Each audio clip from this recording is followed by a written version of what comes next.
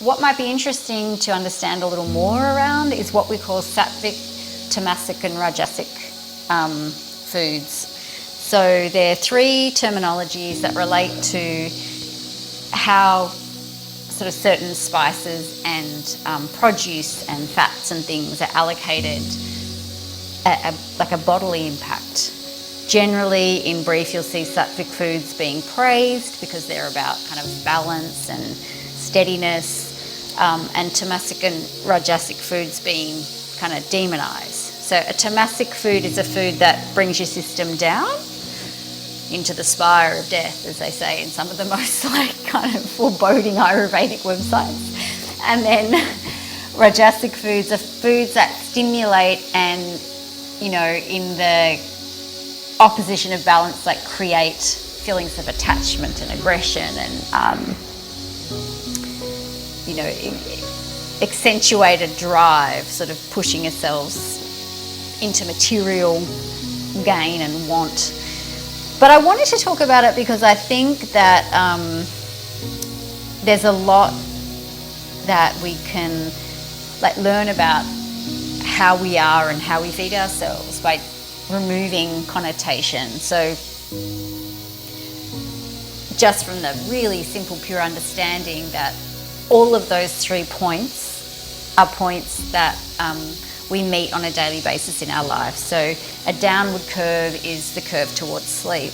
An upward curve, so rajasic food, is the curve toward wakeness and you know, performance of tasks and things that we're required to do every day as people. And then those balancing foods are the foods that we would think about as being perpetuation, so the things that allow us to maintain our states and ourselves as we move through the day. In that way, you can think about how to use those aspects of food and flavour to create the right structures and consumption for you depending on where you are in your day. So, apologies for the pressure cooker, I don't know how loud it is for you. But so when you talk about sattvic foods or foods that promote sort of balance and that ability to have steady perseverance, ghee, like coriander, cumin seed, ginger powder, where are we here?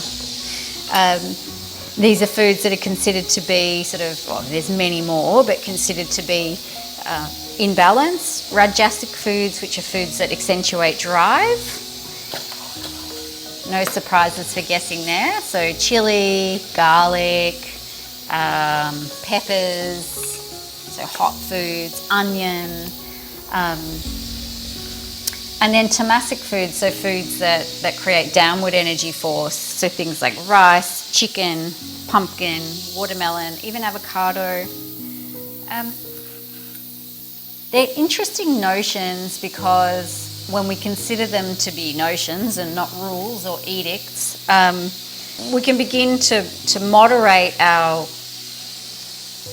habits or the way that we eat and the ingredients we choose to eat depending on where we are in our day and where we are, how we are feeling in ourselves. So rajasic foods are actually useful. Stimulants are useful for when we feel like we need that little bit of boost. Tamasic food, or a food that pulls in a downward space or reduces our energy, can be an antidote to the opposite, to too much force, to too much ambition, to the desire to settle into sleep.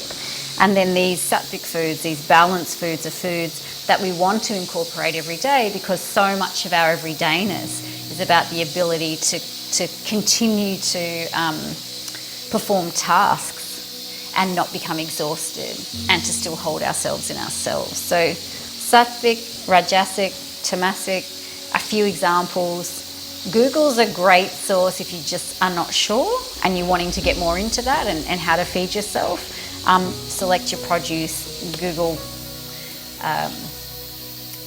their Ayurvedic attribution, and you should be able to figure out from there, you know, how you want to mix and match. It's an interesting start point. It's a very common way of functioning a house for a traditional regional Indian household is utilising these pieces of information.